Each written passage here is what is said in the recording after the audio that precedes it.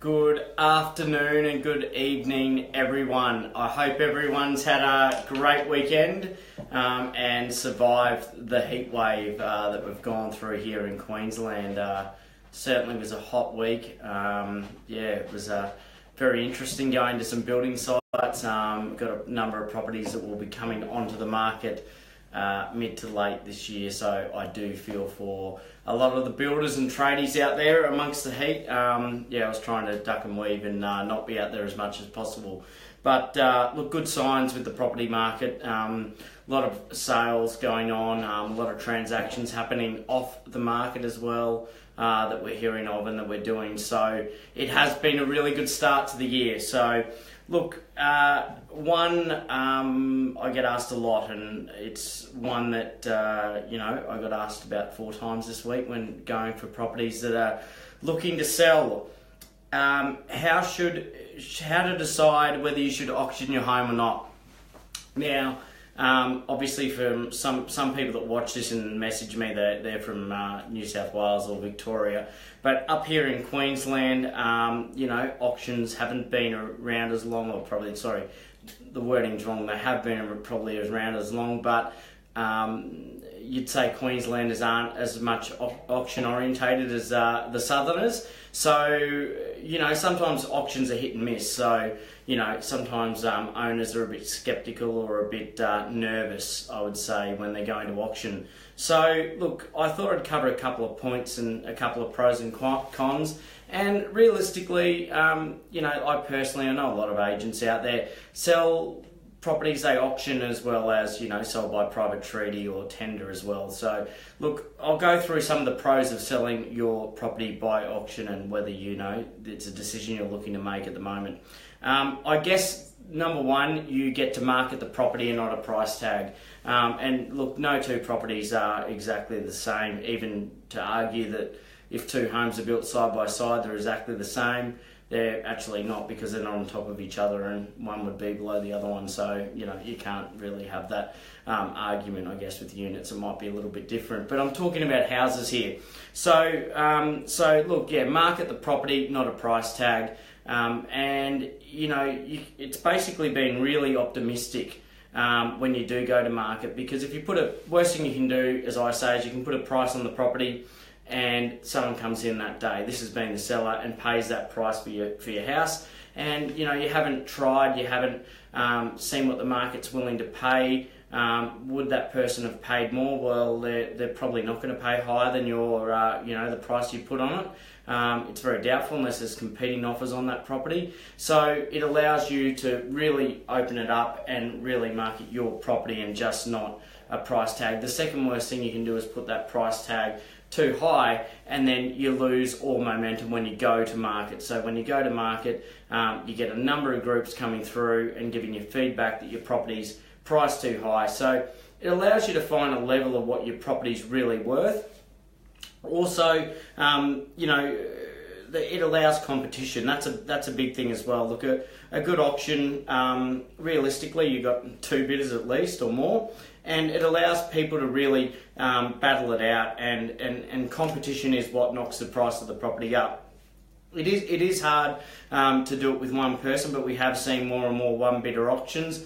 I know, Sydney and Melbourne are now even getting one bidder auctions. But look, that still allows you to negotiate a sale on your property. But in an ideal world, you've got a number of bidders bidding for your house. It actually gives transparency to the buyers that are actually, seeing who's bidding against them. Sometimes there is people on the phone or that aren't able to attend the auction, so they may have someone bidding on their behalf, be it an agent or a friend or family member. So it does give that transparency to buyers, and also gives them confidence about seeing other people on the floor as well that are bidding for the house as well. So that can then knock up, obviously the price, and obviously benefit the owner. And I've seen some auctions where, the reserve, has, been in excess of 200,000 over reserve. I know, the southern states with the boom, there's been much higher ones than that. So It's about realistically setting those reserves at a realistic level and creating that competition. And some people say, do we set a reserve? Look, when you go to auction, I personally wouldn't set a reserve until, very close to the date. So you wait and see what a lot of the market feedback and what are the offers that you're getting for the property as well. The other thing too is with auctions, you don't necessarily need to go all the way. I mean, I know where we work, we've set a number of auctions this year, and we actually haven't even gone to auction. We set a date on it, and this is my next point, is you actually have an end date and you have draw a line in the sand, so the buyers are going to get ready by that date. So we've had a lot of people sign up and we've gone to auction this year, set for an auction, but those properties have ended up selling, and being negotiated, within the first week or so. So just because you set an auction date doesn't necessarily mean you go to auction, but having that date there makes those buyers make a decision, because they might be looking at 2 or 3 and put an offer in. So you can sell the property prior to auction. That is happening a lot at the moment in Brisbane, in the suburbs that we're working in. So that's something to consider as well, that you're actually able to negotiate without a price and get a really good feel on what the buyers are offering. Another thing that's a really big positive is the conditions. Auction conditions are unconditional. So when you buy at auction, under auction conditions, there's no building or pest. There's no finance. You're waiving the 5-day cooling off period, and usually it's 5-10% deposit. So realistically, you can't get out of that contract. So for the seller, so it gives them security in knowing that they're not going to sell it to someone, then they're going to do a building and pest on the house, and come back and say, look, there's all these things that they already knew about or the buyer knew about, and try and negotiate that off the price. So it gives you that, that unconditional sale and surety to move on to the next phase in your life. So that's as well, having the conditions is a massive, massive plus. Just going to have a drink of water.